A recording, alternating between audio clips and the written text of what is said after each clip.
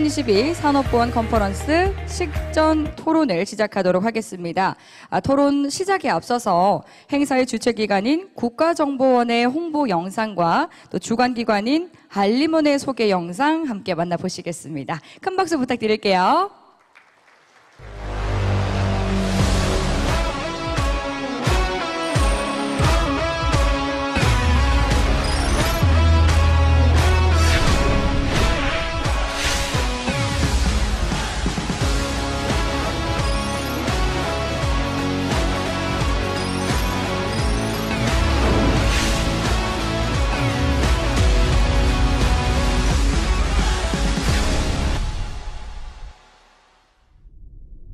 세상에 당연한 것은 없습니다.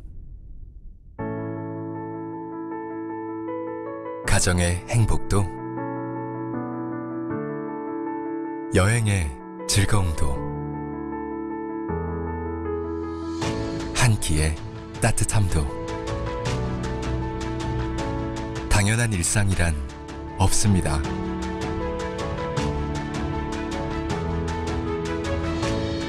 누군가 지키지 않는다면 일상은 당연히 돌아오지 않습니다.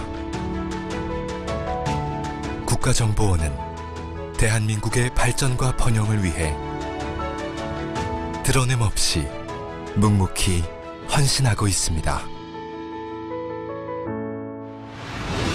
우리는 음지에서 일하고 양지를 지향한다.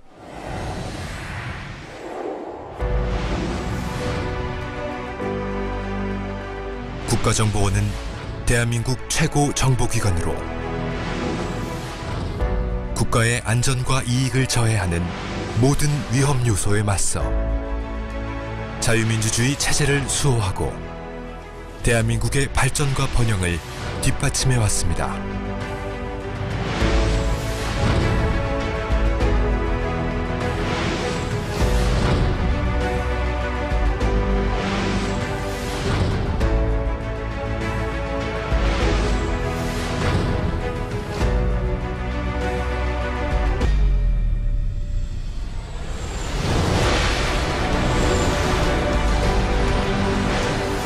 국가정보원은 북한 및 해외 정보 수집 분석에 최선을 다하고 있습니다.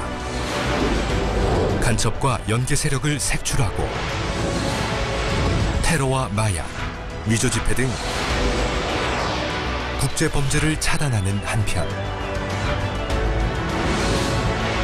산업 스파이 및 외국 정보 활동에 철저히 대응하고 있습니다. 또한 사이버 공격으로부터 국가 주요 전산망을 보호하는 데에도 총력을 기울이고 있습니다.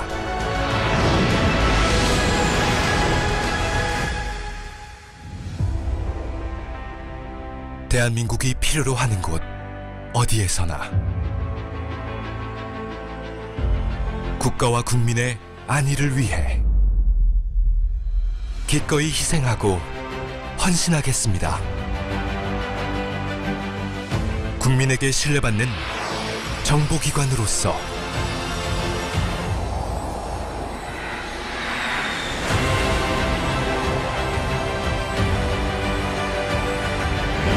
세계 속의 대한민국의 위상을 드높이겠습니다. 오직 나라를 지키는 사명감으로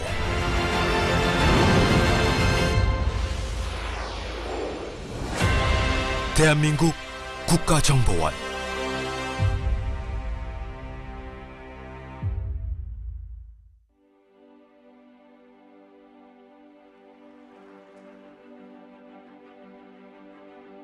한국산업보안한림원과 국가정보원이 함께 주최하는 5번째 행사인 2022 산업보안 컨퍼런스는 매년 국내외 산업계의 보안 이슈들에 대해 공유하고 토론하여 다양한 대안을 제시하는 등 대한민국 경제안보 수호에 많은 기여를 하고 있습니다. 어느덧 국내 산업보안 업계의 최고 행사로 떠오른 이번 컨퍼런스를 주관하고 있는 한국산업보안한림원은 어떤 곳일까요?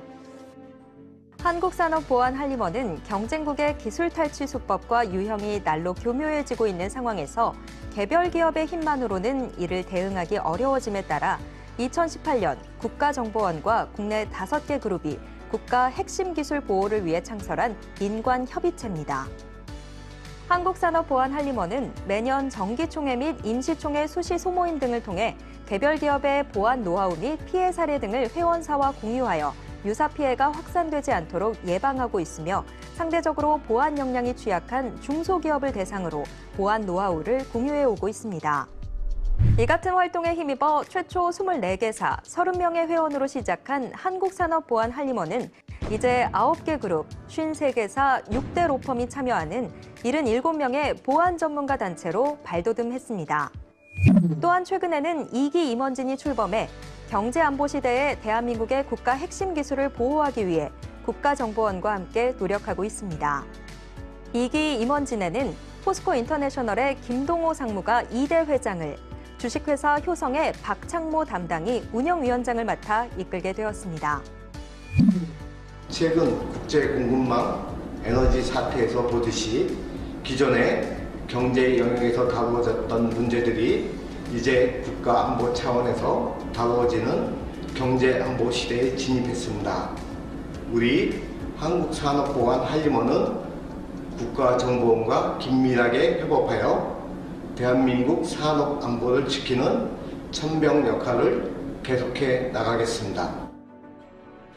대한민국의 국가 핵심 기술 보호를 위해 천병 역할을 수행하고 있는 국가정보원과 국내 최고 보안 전문가 단체인 한국산업보안할림원이 함께 대한민국의 경제안보 수호를 위해 노력하는 모습을 더욱 기대해 보겠습니다.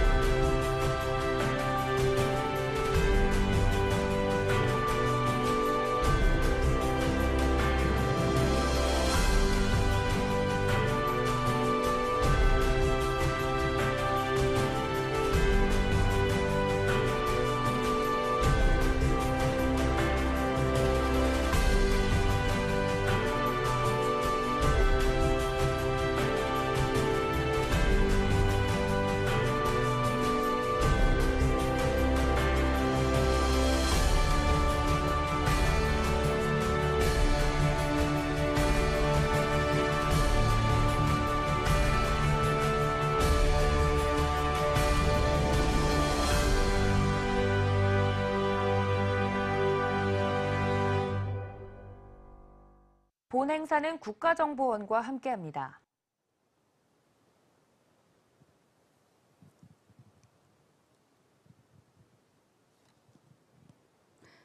네. 국가 핵심 기술을 보호하고 대한민국 경제보안 발전을 위해서 개최되는 2022 산업보안 컨퍼런스. 이른바 경제안보 시대 속에서 또 이 산업보안의 중요성이 나날이 커져가고 있습니다. 이러한 시대적 배경 속에서 개최가 되는 오늘 2022 산업보안 컨퍼런스는 주제에 따라서 총 4개의 세션으로 진행이 됩니다. 각각 발표 그리고 토론 시간이 마련이 되어 있는데요. 먼저 첫 번째 세션은 경제 안보를 위한 기술 보호제도 개선 제언이라는 주제로 삼성 SDS 이정아 그룹장님께서 발표를 준비하고 계십니다. 힘찬 박수로 맞아주시기 바랍니다.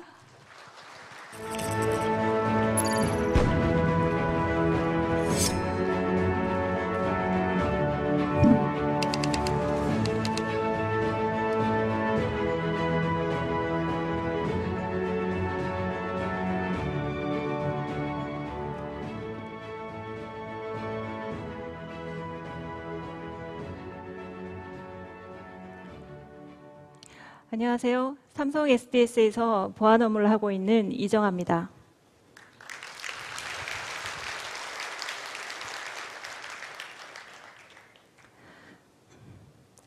(3년간) 지속된 코로나 팬데믹과 러시아 우크라이나 전쟁의 장기화로 전 세계적으로 경제 안보가 주요한 화두가 되고 있는데요. 첨단 기술 주도권 확보를 위한 세계 여러 나라의 기술 경쟁도 이제 산업의 관점을 넘어 국가 안보 영역까지 그 범위를 확장하고 있습니다. 따라서 오늘 저는 경제 안보를 위한 기술 보호 제도 개선에 대해서 말씀드리겠습니다. 보시는 수치는 산업기술 유출과 관련된 내용인데요. 97은 최근 5년간 발생한 산업기술 유출 건수를 나타내며 이 중 33%가 국가 핵심 기술에 해당됩니다. 이로 인한 피해 예상 규모만 22조 원에 달한다고 하는데요. 여러분도 잘 아시겠지만 이제 산업기술은 기업의 경쟁력일 뿐만 아니라 대한민국 경제의 근간을 이루는 핵심 요소입니다. 대한민국은 그동안 기술 강국이 되기 위해서 부단한 노력을 해왔고 그 결과 우리나라는 과학인프라 국가 경쟁력 2위라는 높은 성과를 내고 있으며 세계 최고 수준의 산업기술력을 보유한 나라가 되었습니다. 이러다 보니 우리 산업기술을 탈취하고자 하는 기술 후발국들에게 중요한 타깃이 되고 있는 것 또한 현실인데요. 보시는 그래프는 최근 5년간 적발된 산업기술 유출 건수를 나타내며 겉으로 드러난 건수만 97건에 해당되고 이 중 국가 핵심 기술이 32건으로 매년 증가하고 있는 추세입니다. 이런 산업기술 유출 유형은 크게 두 가지로 구분할 수 있는데요. 그 첫 번째는 인력에 의한 기술 유출이고 두 번째는 외국인 투자에 의한 기술 탈취입니다. 인력에 의한 기술 유출은 핵심 인력을 매수하거나 협력업체를 활용하여 견본품을 우회 확보하는 방식으로 그 유출 주체가 사람인 것이죠. 외국인 투자에 의한 기술 탈취는 핵심 기술을 보유하고 있는 기업의 모회사를 인수해서 기업의 지배권을 확보한 후 기술을 탈취해 나가는 유형입니다.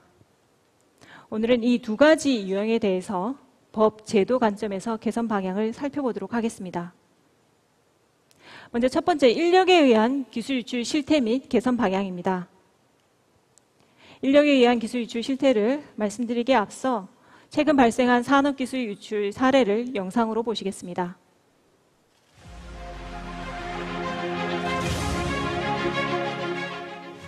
국내 디스플레이 중국 공장에서 근무하다 21년 귀국한 A씨는 코로나로 인해 재택근무를 하던 중 회사 내부망에 접속해 대형 OLED 패널의 공정 설계도 등 기밀 자료를 무더기로 열람한 후 1,000장이 넘는 사진을 휴대폰으로 촬영 후 보관해왔고 이후 중국의 유력 디스플레이 업체와 이메일 등으로 수차례 접촉해온 사실이 확인돼 구속 기소되었습니다.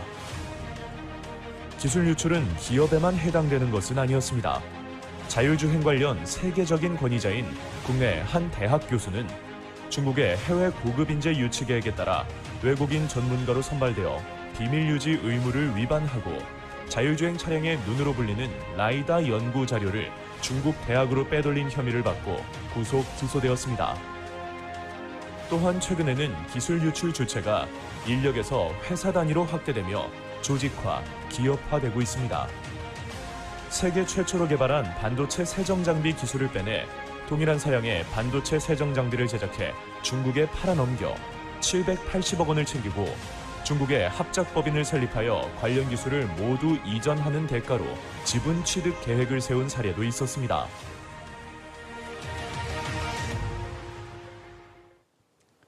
네, 최근에 발생한 산업기술 유출 사례를 영상으로 보셨는데요. 이러한 기술 유출 범죄에 우리나라 처벌 실태는 어떨까요? 우리나라 기술 유출 범죄의 처벌 실태는 두 가지 특징이 있는데요. 하나는 높은 무죄율이고 또 하나는 낮은 처벌 수위입니다. 우리나라 기술 유출 범죄의 경우에는 일반 형사 사건 대비 무죄율이 무려 6배나 높은 19.1%이고 유죄 판결이 나더라도 그 처벌 수위가 낮은 상황입니다. 기술 유출 사건의 경우 2년 이상의 징역형을 받는 경우가 2.2%에 불과하고 징역형을 받더라도 집행유예로 풀려나는 수치가 83%입니다. 결과적으로 유죄 선고를 받는 10명 중에 단 1명만이 실형 선고를 사는 이른바 솜방망이 처벌이라는 지적이 있습니다. 그렇다면 우리나라 기술 유출 범죄의 무죄율은 왜 이렇게 높은 것일까요? 여러 가지 이유가 있겠지만 그 첫 번째 이유는 부정한 목적성을 입증하기 어렵다는 것입니다. 앞서 영상에서 보셨던 재택근무 중에 회사 자료를 사진 촬영하고 보관하고 있다 중국 업체와 접촉한 사례를 예로 보겠습니다. 이 사건의 경우 재판 과정에서 기술 자료의 중요성이나 회사 규정을 위반한 점, 중국 업체와 소통한 점은 모두 입증이 되었지만 실제 피고인이 업무 숙지를 위한 촬영이었다는 점이 인정이 되어서 부정한 목적성의 입증이 부족하였는데요. 결과적으로 1심에서 무죄 판결을 받게 되었습니다. 따라서 이러한 사례로 볼 때 기술 유출 범죄의 경우에는 중요한 기술을 허용된 범위에서 사용하는 것만으로도 그 처벌이 될 수 있는 입증 요건 완화가 필요합니다. 두 번째로 무죄율이 높은 이유는 기술 자료에 대한 가치를 제대로 인정받기 어렵다는 것입니다. 수사 과정에서 유출된 방대한 자료를 수사기관이 단독으로 선별하기에는 증거 누락의 가능성이 높고 재판 과정에서도 실제 피해자인 기업이 기술에 대한 설명할 수 있는 기회가 부족해서 기술 자료에 대한 가치를 제대로 인정받기 어려운 것 또한 현실입니다. 따라서 기술 유출 과정의 실체를 제대로 파악하기 위해서는 피해자인 기업의 참여권을 보장하거나 기술 유출 범죄의 전문 재판부 설치가 고려될 필요가 있습니다. 범죄가 규명이 되더라도 그 처벌 수위가 낮은 상황인데요. 처벌 수위가 낮은 요인은 법정형 대비 여전히 낮은 양형 기준에 있습니다. 우리나라는 19년도 법이 개정이 되어서 기술 유출 범죄의 경우 법적 최고형이 국내는 10년, 국외는 15년으로 상향되었지만 양형 기준은 17년 이후 그대로 유지되고 있습니다. 따라서 법정형 대비 20에서 25% 수준인데요. 이것은 비슷한 횡령 배임 사건과 비교해 볼 때 횡령 배임 사건의 양형 기준이 법정형 대비 50%의 수준의 절반밖에 되지 않는 낮은 상황을 알 수가 있죠. 따라서 처벌의 실효성 강화를 위해서는 기술 유출 범죄에 대한 양형 기준 상향이 필요합니다. 처벌 수위가 낮은 두 번째 이유는 기술 유출 범죄의 특성을 고려하지 않은 감경 요소에 있습니다. 피고인이 형사처벌 전력이 없는 초범인 점, 기술이 이익화되기 전에 회수되었다는 점 등이 인정이 되어서 실제 그 처벌 수위가 낮게 선고되고 있는데요. 하지만 기술 유출 범죄는 대표적인 화이트 칼라 범죄이고 잠재적으로 이익화될 수 있는 가능성이 높기 때문에 이러한 특성을 고려한 감경 요소 개선도 필요합니다. 이러한 기술 유출 범죄에 대한 처벌 강화뿐만 아니라 우리 산업기술에 대한 보호제도 강화도 필요합니다. 우리나라는 국가 핵심 기술 보호 제도를 통해서 핵심 기술을 선정하고 핵심 기술을 해외로 수출할 경우에 사전에 심사하고 승인하는 절차를 운영하고 있는데요.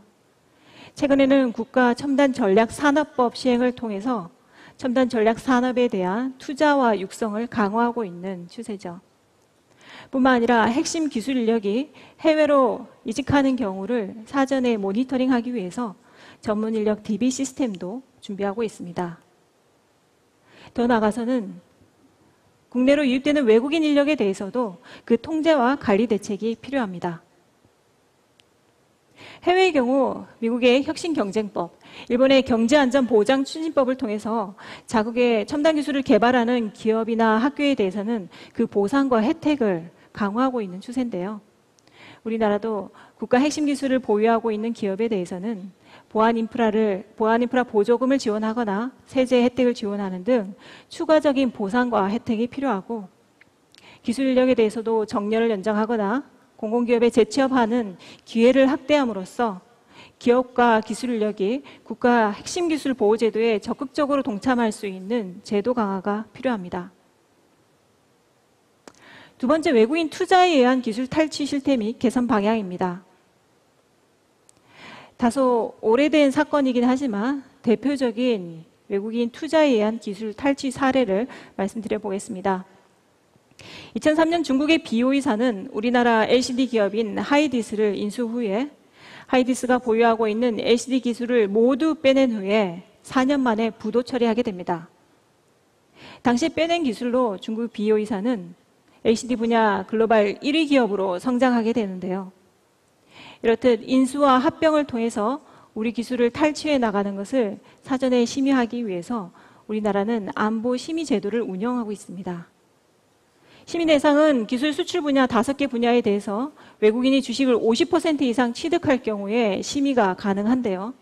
하지만 이 법이 제정된 이후에 단 한 건의 안보 심의가 진행된 건은 없다고 합니다.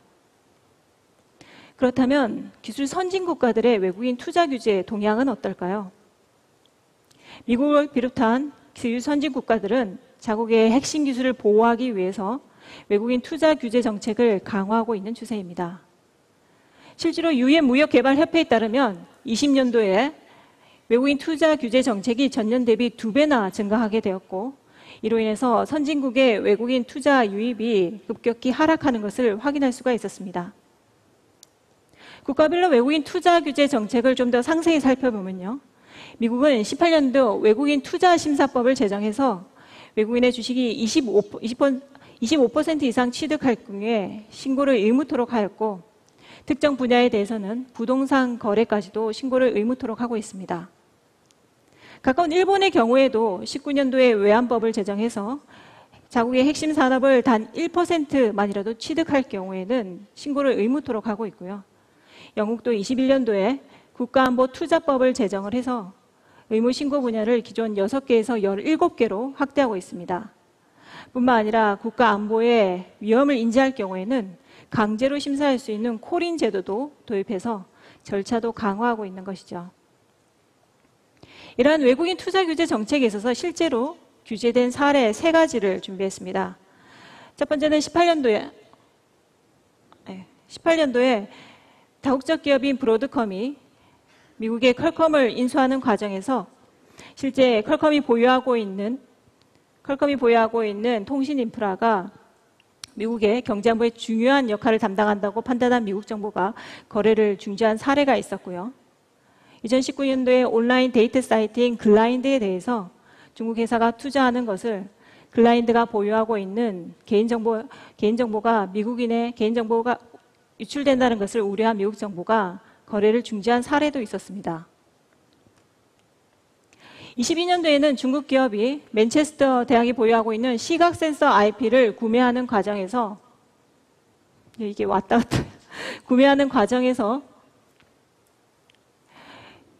시각 센서 IP가 미래 첨단 기술이라고 판단한 영국 정부가 거래를 취소한 사례도 있었죠.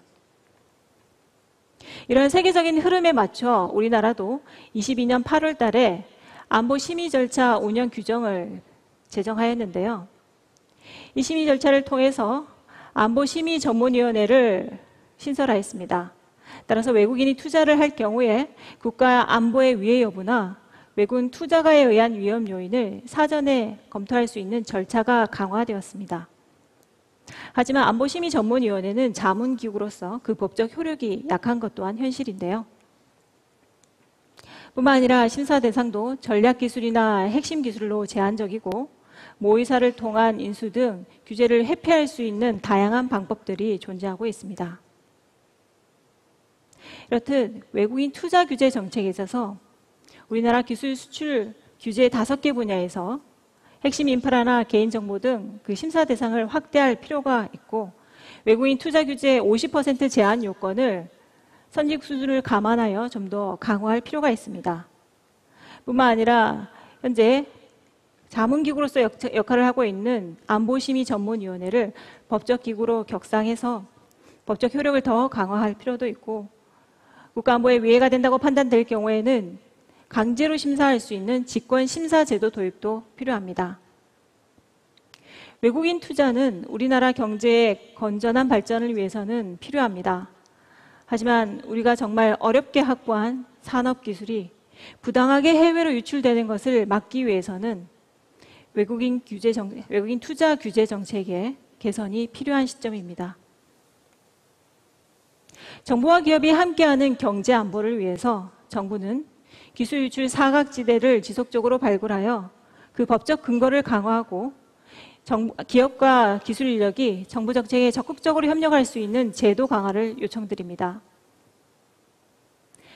기업은 정부 정책에 적극적으로 협력해서 산업기술 보호 조치를 강화하고 세계 최고 수준의 기술력을 확보하여 국가 기술 경쟁력 강화에 기여토록 하겠습니다. 여러분, 각자 위정이라는 사자성어가 있습니다. 전체의 조화와 협력이 없이는 그 목적한 바를 이룰 수 없다는 사자성어죠. 산업기술 보호도 마찬가지인 것 같습니다. 특정한 조직의 노력만으로는 이루어질 수 없으며 정부와 기업, 우리 국민 모두가 다 함께 노력할 때만이 가능하다고 생각이 듭니다. 따라서 오늘 산업기술 보호를 위한 법 제도 관점에서 제언을 드렸습니다. 끝으로 저희 함께 발표를 준비해 주신 일조 그룹 멤버들께 감사 인사 전하며 오늘 발표를 마치도록 하겠습니다. 감사합니다.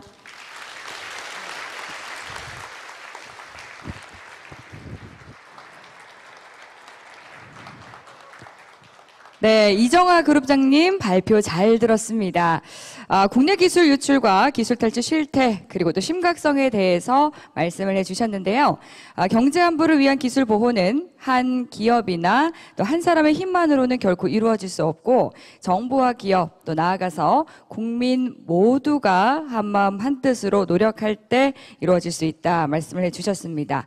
이를 위한 법과 제도 개선을 통해서 기업의 경쟁력이자 국가 경제의 근간인 산업기술을 보호해야 한다라고 제언까지 해주셨는데요. 네, 이어서 이 주제에 대해서 심도 깊게 이야기를 나눠보도록 하겠습니다.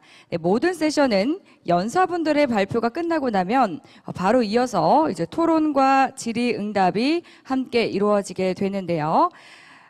그럼 지금 이제 무대를 바로 준비를 해주신 것 같은데요. 첫 번째 세션에 토론을 함께 해주실 분들 무대 위로 모시도록 하겠습니다. 따뜻한 박수로 맞아주시길 바랄게요.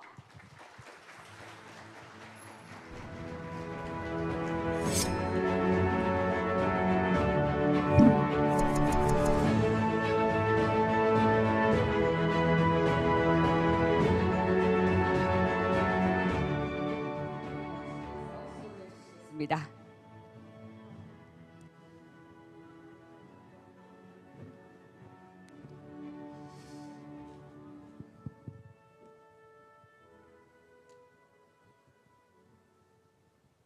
네, 언제 시작해야 될지 잘 몰라가지고 조금 멈칫했습니다. 안녕하세요, 반갑습니다. 토론 세션 1 진행을 맡은 정재환입니다. 반갑습니다, 여러분. 뭐 늘 방송을 하고 또 이런 행사를 합니다만은 이렇게 무대 설 때마다 좀 긴장도 되고 떨리고 합니다. 잘하라는 의미에서 다시 한번 따뜻한 격려의 박수 부탁드립니다. 자, 오늘 첫 번째 토론 함께 해주실 분들 소개해 드릴 텐데요. 한 분 한 분 소개해 드릴 때마다 역시 또 큰 박수로 환영해 주시기 바랍니다. 먼저 포스코 유은선 리더님 나오셨습니다.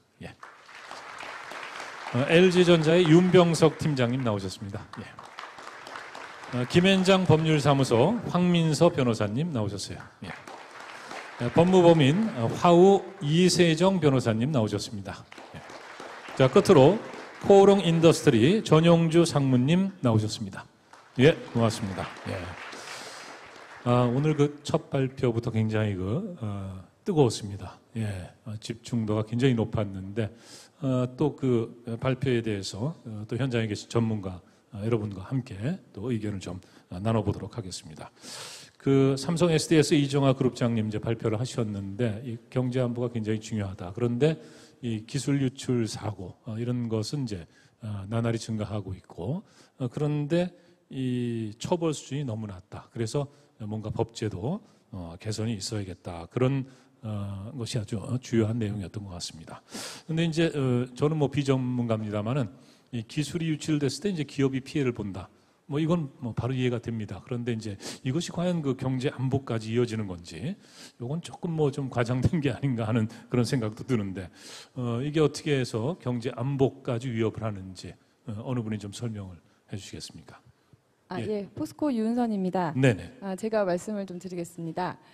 그 경제 안보는 기술, 공급망, 환경, 자원 등 많은 영역과 관계가 있는데요. 사실 그 중에서도 가장 중요한 걸 꼽자면 바로 기술 안보가 아닐까 생각합니다.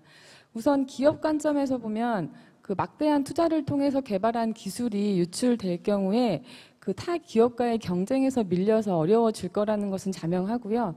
또 심할 경우에 기업의 존폐에도 영향을 미치게 됩니다. 그런데 이런 기업의 피해뿐만 아니라 그 미래 첨단 산업 같은 핵심 기술이 유출될 경우에는 사실 국가적 차원에서 더욱 심각한 상황이 되는데요.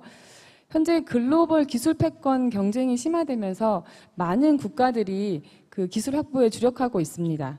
그런데 기술을 확보하려면 원래는 그 투자를 통해서 기술 개발을 해야겠지만 보다 손쉬운 방법이 있죠. 바로 기술 탈취입니다. 그러면 기술을 탈취한 국가는 기술 격차를 쉽게 줄일 수 있고 이를 발판으로 기술 강국으로 도약할 수도 있습니다.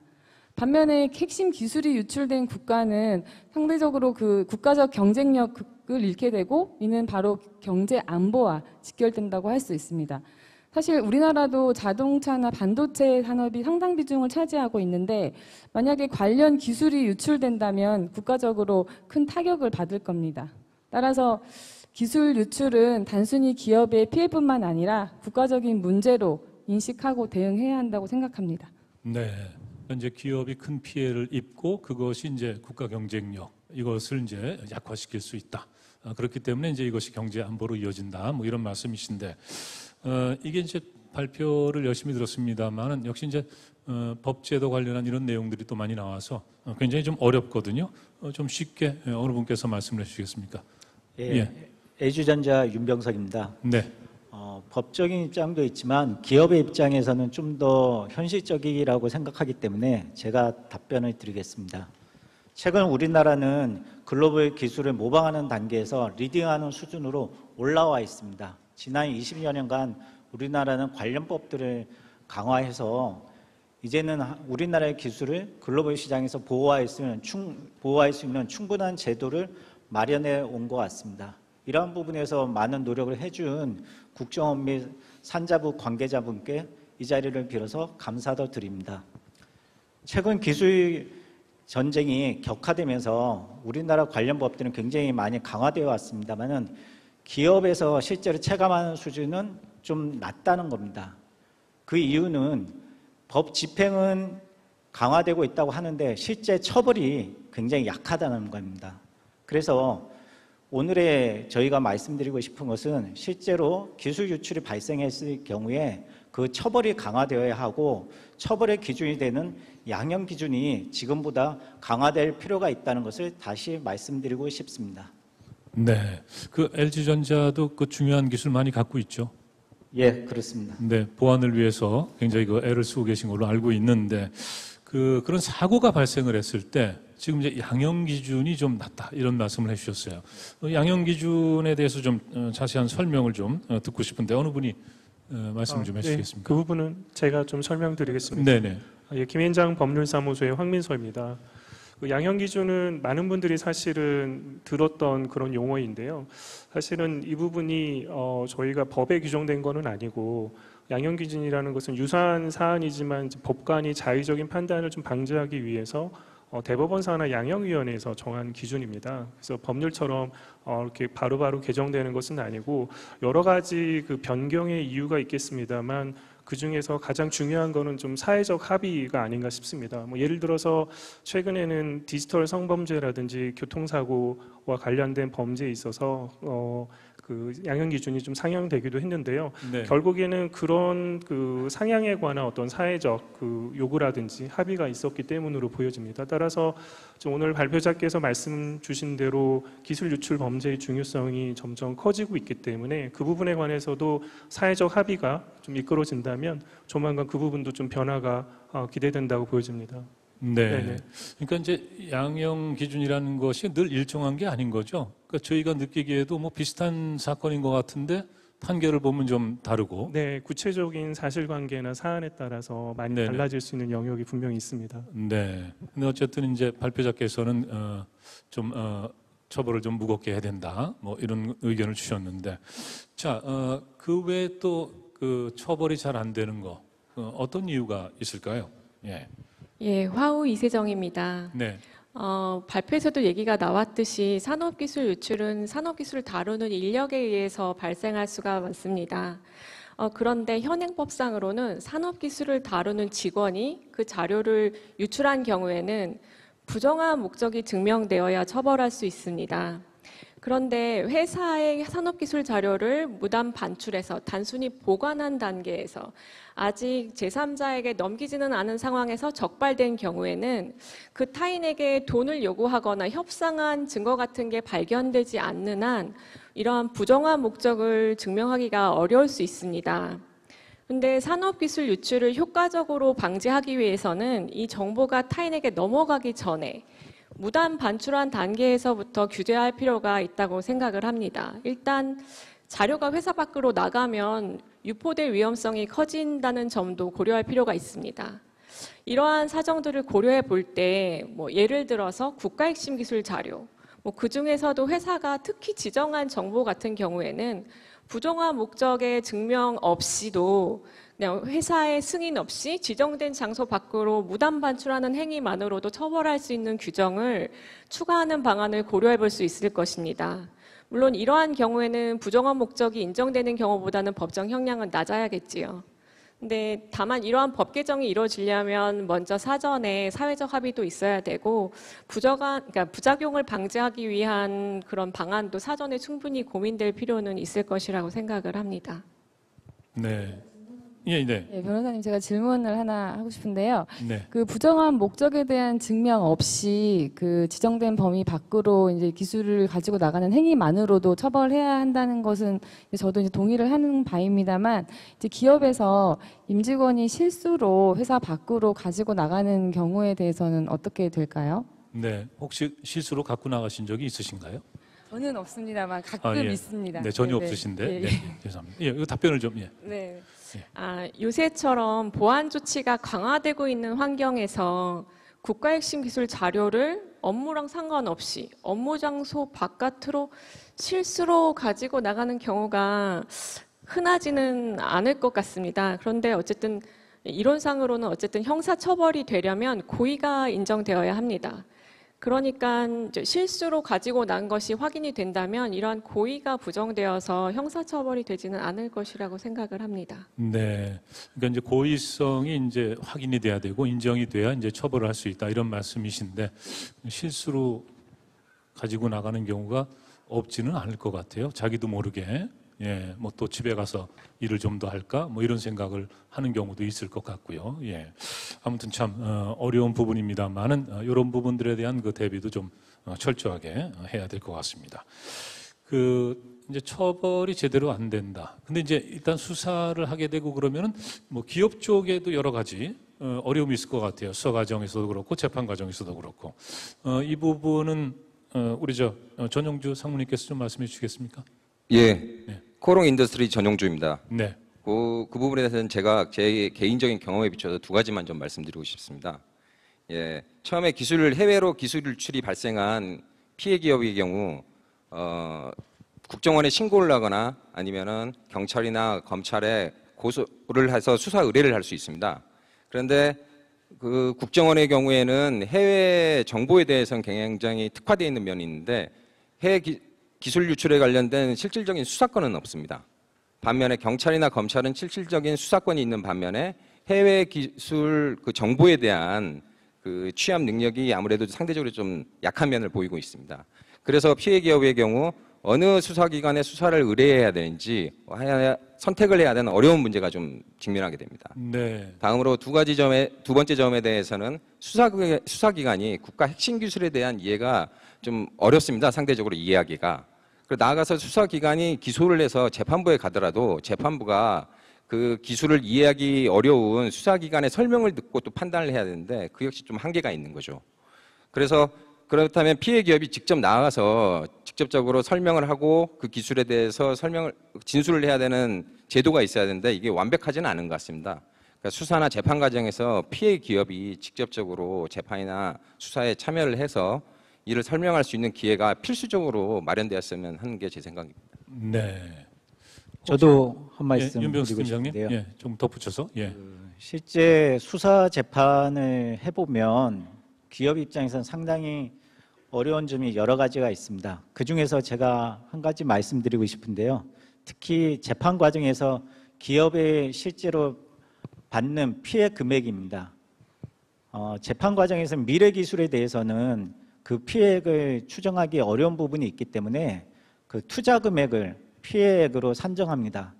그러나 현재는 아이디어 하나 또는 신기술이 기업을 먹여 살릴 수도 있습니다. 그래서 단순하게 투자했던 금액을 피해액으로 산정한다. 이것은 기업 입장에서는 상당히 불합리하게 느껴지는 부분입니다. 그래서 이런 피해 금액을 좀 합리적으로 측정할 수 있는 그런 제도적인 고민이 있었으면 좋겠고요.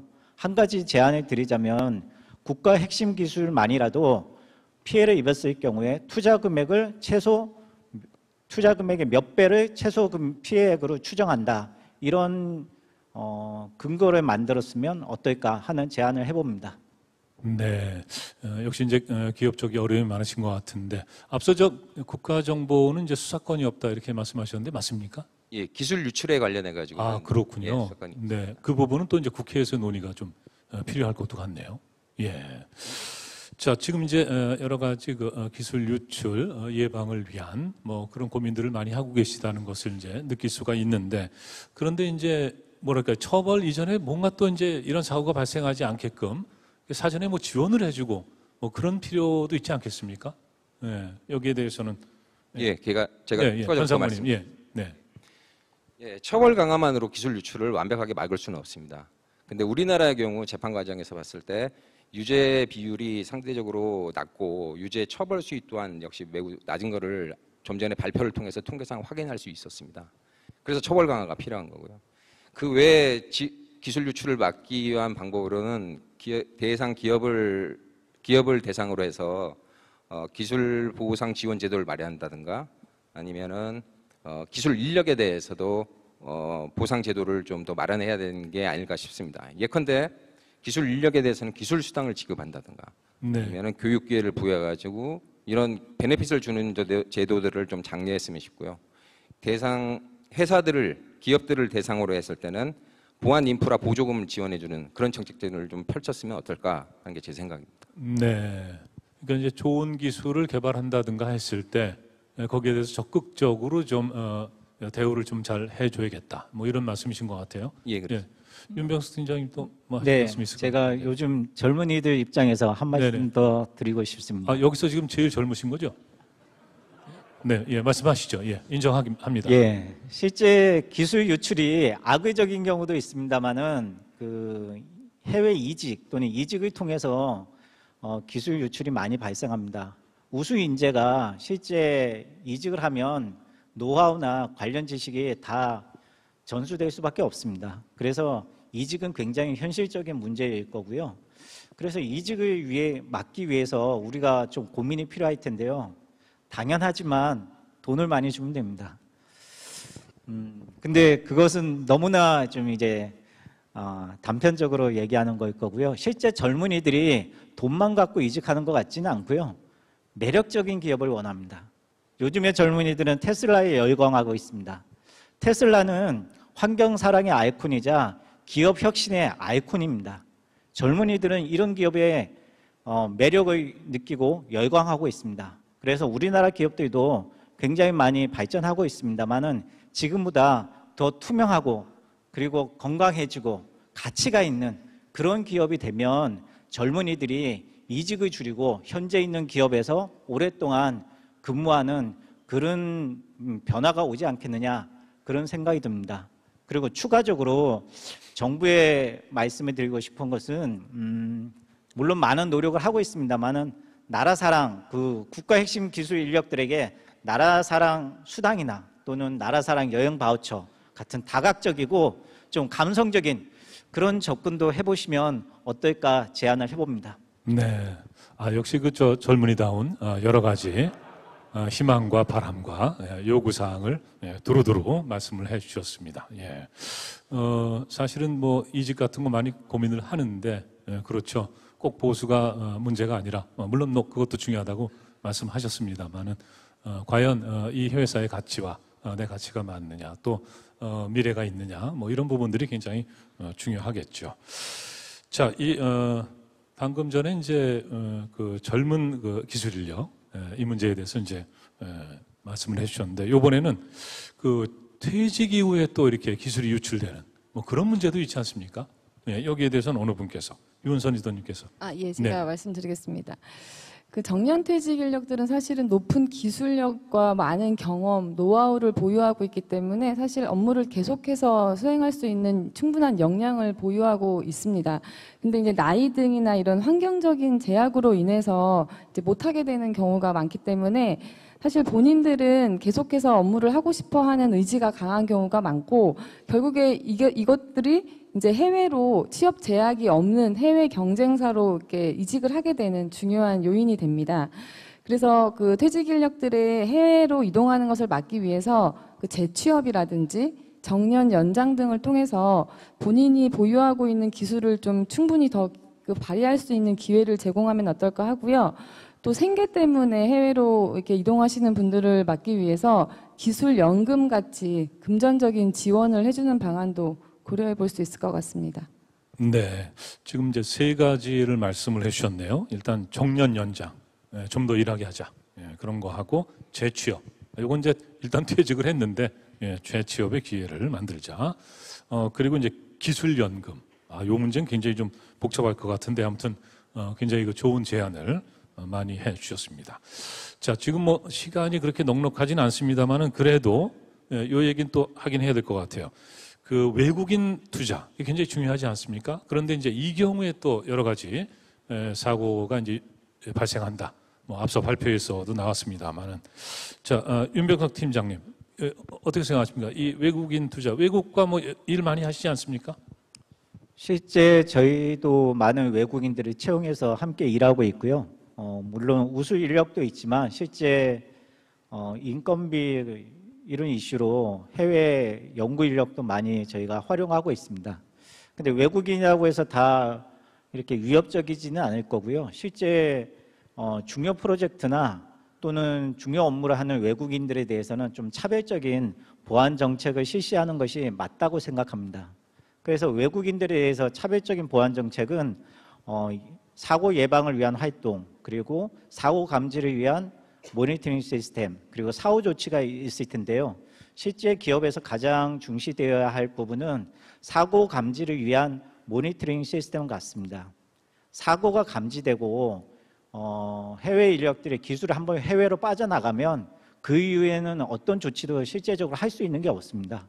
그래서 사고가 나는 즉시 바로 어떤 차단하는 조치가 이루어져야 할 텐데요. 이를 위해서는 모니터링 시스템이 굉장히 중요하겠고요. 최근에 협업이나 원격 근무가 많이 활성화되고 이런 환경에서 우리가 편리한 업무 환경만 제공할 것이 아니라 그런 편리한 업무 환경을 보호하고 또는 그 업무 환경을 이용해서 기술을 유출하는 그런 행위들에 대해서 감지하는 그런 모니터링 시스템을 충분히 갖추는 것이 중요할 것 같고요. 그리고 추가적으로는 평상시에 관계기관과의 충분한 협조 체계를 유지해서 최근에 일어나고 있는 사고 트렌드 그리고 동향에 대해서 충분히 파악을 하고 유사시에 긴급하게 대응할 수 있는 시스템을 관계를 갖추는 것이 중요하다 하겠습니다. 네, 지금 이제 윤병석 팀장님께서 말씀을 해주셨는데 외국 기업과 협업을 할 때 또 외국인 뭐 전문 인력을 이제 고용을 할 때 여러 가지 기업에서 이제 고민을 해야 될 점이 많은 것 같습니다. 사실은 이제 이 자리에 황민서 변호사님, 이세정 변호사님 계시기 때문에 그런 법률적인 문제 이런 것을 이제 어떻게 또 우리가 이제 사전에 좀 잘 정비를 해야 되는지도 여쭤봐야 되는데 지금 시간 예정보다 좀 빨리 가가지고요. 일부 토론은 여기서 좀 서둘러 마치고 궁금한 내용이 있으시면은 사무실로 직접 연락드려도 되겠죠? 네. 그렇죠? 예, 언제든지 친절 상담 부탁드립니다. 네. 예. 자, 일부 토론 좀 아쉬움이 있습니다만은 이렇게 해서 마무리 짓겠습니다. 함께 해주신 분들께 큰 박수 부탁드립니다. 고맙습니다. 예.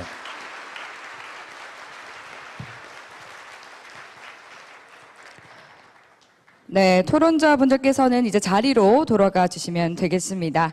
고생해 주신 강연자 그리고 토론자분들께 여러분 다시 한번 힘찬 박수 보내주시기 바라겠습니다.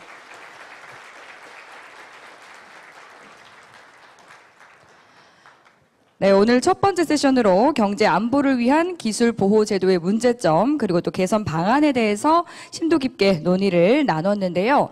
정부에서도 경제가 곧 안보이고 안보가 곧 경제다라는 말을 하기도 했죠.